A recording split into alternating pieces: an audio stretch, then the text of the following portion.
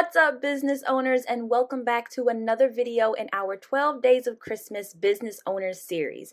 I am so happy that you have decided to rejoin me once again for another video where I'm going over different tips and tricks to help you have smooth sailing all 2023 for your small business.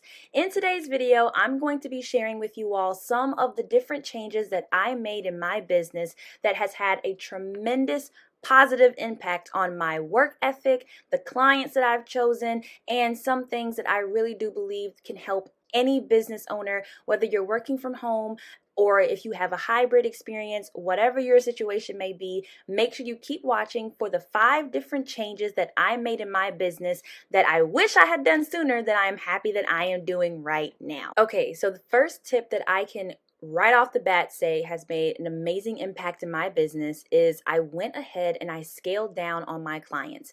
When I first started working from home as a virtual assistant, I really just wanted to make as much money and have as much experience as I possibly could. And at the time, that was good. It was what I needed to kind of get my feet wet, really get used to the ways and the ins and outs of working from home. But ultimately, what it ended up doing was draining me, and it was stressing me out. And my family can definitely be the first ones to tell you that having more than one client at a time as a one-person woman machine was just not having a really good impact on my experiences with those clients, first of all, but also when I put the laptop down and I logged my hours for the week, I was still way too tired to do anything. And I realized what I had done was all I did was I switched from a 9 to 5 to working a 24-hour job, pretty much, where I'm constantly checking my phone, constantly checking my computer, always checking to see what I need to do or what's been missing. So I completely just 86 that routine. And so now what I am doing is at one time, I usually have no more than 2 to 3 different clients. And each client already knows that I work on some projects for them on some days and vice versa for the other clients. And I usually try to give myself an early day on Friday, or anytime I can do as much work ahead of time as I can, I immediately take that route. So that means scheduling out content early, writing different things and sending it over for reviews before the due date has been tremendously helpful. And I've also switched to a more long-term approach. So in the beginning when I was working, for those of you who may not know what I'm talking about, short-term clients usually are people that you plan to work with no longer than 3 to 4 months, maybe less than half a year. A long-term client is someone that you, just in the name as it says, someone that you're interested in working with for a longer period of time. So I was originally working with short-term clients, so I was constantly on the move because my mindset was the more people that I work with, the more chances I'll have of getting experience and building out my resume.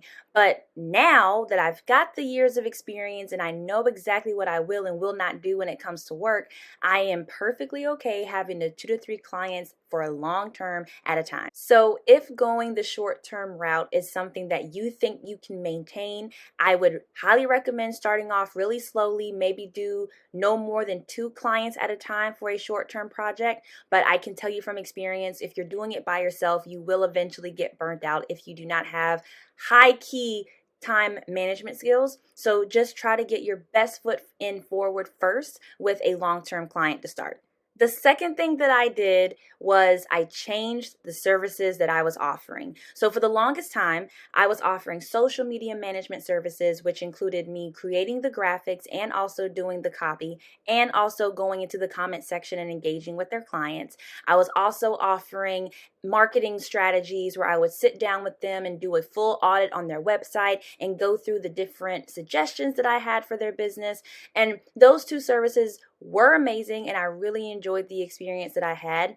But I learned a really, really important aspect about working from home and working for yourself. Just because you're good at it doesn't mean that you should do it. And what that means is I love doing marketing and I love being able to engage with customers in the comment section. But at the end of the day, that's a lot of work, and that takes a lot of energy and a lot of time to really pay attention to. Plus, when it comes to certain aspects of those jobs, if you are not a numbers driven person, so if you're not interested in looking at analysis or adding up or doing percentages, those types of things are kind of important when you're dealing with marketing and social media management. So that's just a little tidbit for those of you who are interested in jumping into that. I didn't have a problem with it. I just realized that, again, it was taking up a lot of my time and I was doing the same thing over and over and over again. So now my solution to that issue is I switched my services up completely. So now I'm mostly focusing on digital product creation, community management, specifically talking about on a platforms such as Mighty Networks or Facebook groups, different pages and platforms like that. And I'm also only offering social media management for the clients that I have now, and I will no longer be offering it in the future. Instead, I want to plan on writing more blogs and written content for websites and maintenance of a website as well. It doesn't take a lot of time, it doesn't take a lot of energy, but it's really important, and it is still a service that is highly demanded and needed in the workforce today when you're working with big name or small name clients. So if you are thinking about starting a business or you've been doing it for a while, but you're kind of leery on what you should offer the things that you enjoy doing. And remember, just because you are good at something doesn't mean that it's the only thing or the main thing that you should offer. Try broadening your horizons and seeing what else might work for you. Tip number 3 is I respected my working hours. Now, I touched on this in one of the previous videos in our series, but I can't stress enough the importance of creating a work schedule that is realistic and idealistic for you. What that means is if you are a single parent, or maybe you have a full house, or maybe you are a student and you are interested in doing school full time and working and starting your small business as a part-time job, whatever it is, you have to remember the demands of your actual lifestyle. And when I started working from home, I was happy to have the experience working from home, but I thought that I still needed to wake up at 8 o'clock in the morning, get all of my work in before 12, have my lunch at 1:30, and it was just giving giving too much structure, okay? And I realized that I like a lot of freedom and a lot of flexibility when it comes to getting my work done, when it comes to expanding on my projects, and also getting deadlines in at a time that works best for me. So what I started doing was first things first, I communicated with my clients and I let them know straight up, I am no longer doing 6-hour shifts. That's just not for me. It's not my energy. It's not my vibe. So now I try to limit my client work to anywhere between 2 to 3 hours per day. And like I was saying before, I alternate on the days that I'm working on certain projects. That way it still stays fresh. It still stays interesting. And I can piggyback off of the work that I do for one client and add that same type of energy to the next client without burning myself out and getting exhausted. So my recommendation to you is please make sure that you are creating a work schedule that works for you and you are working with people that can honor and respect that work cycle. And create the boundaries and stick to the boundaries, right? Don't say I'm only going to do 2 or 3 hours, but then you get motivated and now you're like, okay, well, I'm going to do an extra 6, because that motivation will eventually run out. You need to stay consistent with your discipline when it comes to working and when it comes to respecting your boundaries of time management. And something else that I think is super important was when I communicated with my clients and told them that I was interested in scaling back some of my services and my energy, the first thing that we all did was we started finding other people on the team that we could delegate to. So first things first, if you have the type of relationship with your client where you can communicate openly and freely with them, then you need to do that and capitalize on that type of relationship because they are rare. And when you find one, it's extremely important that you maintain and cultivate that relationship. So if you can help your owner or your client find other people to help delegate these tasks to, it is super important. I promise you, you don't have to worry about being replaced because they're still going to need you on board to train and educate the other team members on how things work in that business.